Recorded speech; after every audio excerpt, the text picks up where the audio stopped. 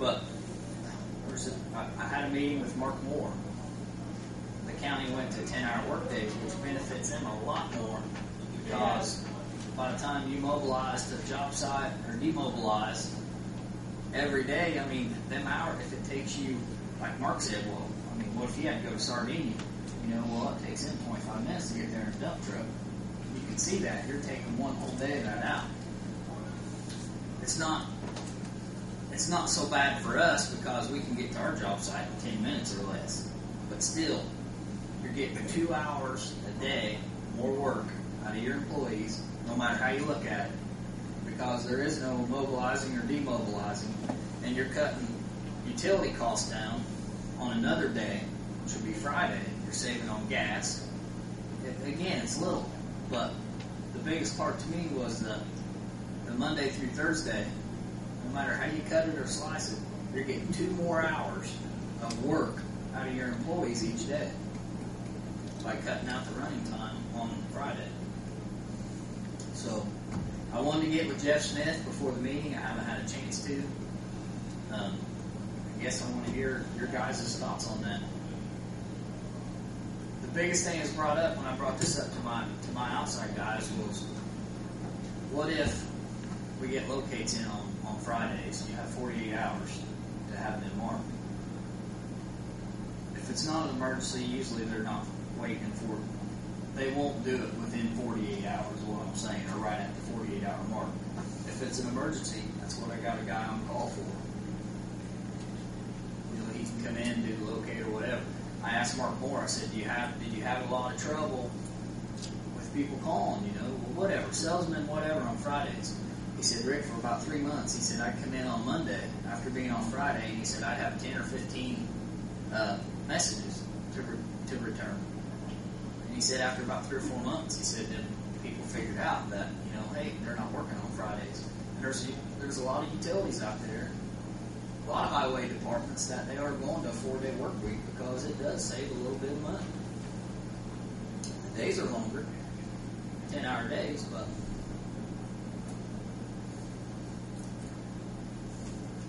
what would you rotate your men in so you could cover, like Friday, if you had a break on a Friday or something? Friday would be the only day that we would ever pay overtime if we had a water main break. Because no matter how you look at it, if there's a water main break on a Saturday or a Sunday or at night, you're going to be paying overtime anyway. Right. So if it's something small, that can wait, and we won't call a crew in for a service line leaking anyways. I mean, that can break on a Saturday, and we will not pay the overtime. I mean, you're losing money if you do that. It's easier to let it leak for 2 days and then to call your crew in and pay overtime to bring them in to fix that. One thing on 10-hour days in the wintertime is where you get in trouble. 10-hour days in the wintertime, we might have to adjust our schedule. Right now, I was thinking like a 6:30 to 5. Cut the lunchtime down from an hour to a half hour. I don't know about you guys, but after it takes me 10 minutes to eat, and then I want to take a nap. I got 50 minutes to. I don't like that. I'd rather have a half hour. Well, that's like the county, Rick. Don't they rotate that in? Don't they work 5 days in the winter and just 4 in the summer, or not? They used to, Chuck. They went to straight 4 days. Oh, did they? Yes. That's one thing I can see. You mess around in the winter too long getting ready to go because you got 7 hours a day left. Yeah. I mean, we've experienced that in my work, so but they go 10 hours all summer. You would have to bump up your starting time. You would have to. You know, it had to be. The county goes a straight 10. The county's a little bit different because they're out on the country road. And, I mean, when they get hungry, they can pull off the side of the road or in a parking lot somewhere and eat a sandwich. I couldn't imagine the mayor's phone ringing off the hook if I pulled the driveway and started eating a sandwich. We haven't discussed this entirety of 14-hour workday. You know, we've discussed some of it. You have a map over shift, people off from Monday to Thursday, people off Tuesday to Friday, you can do that. You know, you have a 4 9-hour workday and cut your labor there by 10%. You know, we're working 4 9-hour days. Well, you said the county used to do 5 and then 4? Yes. I mean, summer, winters. The county in the summertime, they would go to 10-hour, 4 day a week.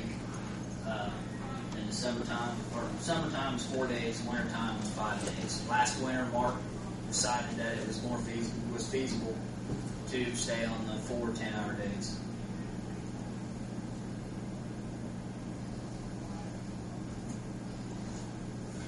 I think every idea you've come up with is pretty funny. I mean, it's some of the small things, like you said, lights, just a matter of getting people in the habit of turning them on and shutting them off, just like at home. Right. Yeah, I think you got some great thoughts there. The implementing might be the problem, but again, trying to juggle the work hours based on seasons would be something to just adjust if you need to. But In the wintertime, I mean, with the daylight hours that we do have, we might have to go back to a 5-day week. I mean, you can't run a jackhammer at 6 o'clock in the morning when it's pitch black. Yeah. You can't do it. You're gonna make somebody mad. So I don't know. That's what I got. The mayor challenged me. I gave him what I had, and just any other thoughts?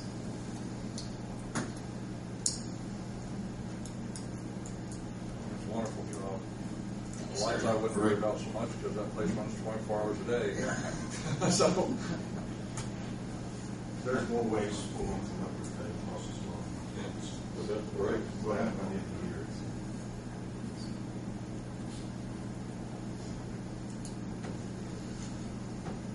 I like it. I do have one other thing I didn't have. I just talked to my foreman Friday. He brought it to my attention. It's about the hydrostop. Do you think you have paperwork on that?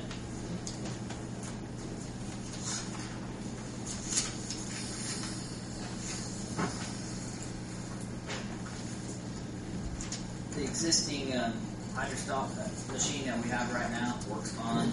It's older than dirt, but it works fine. We can buy an attachment, and we had looked at this in the past.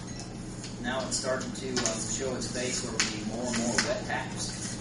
So what you do with this, with the attachments, instead of doing a hydrostop on top and it cuts the coupon out, you got your plunger that stops the water. This, you actually bolt it onto a valve. The attachment, the cutters, and everything will go through the valve, cut your coupon out, and now you have a valve, a Mueller valve, whatever.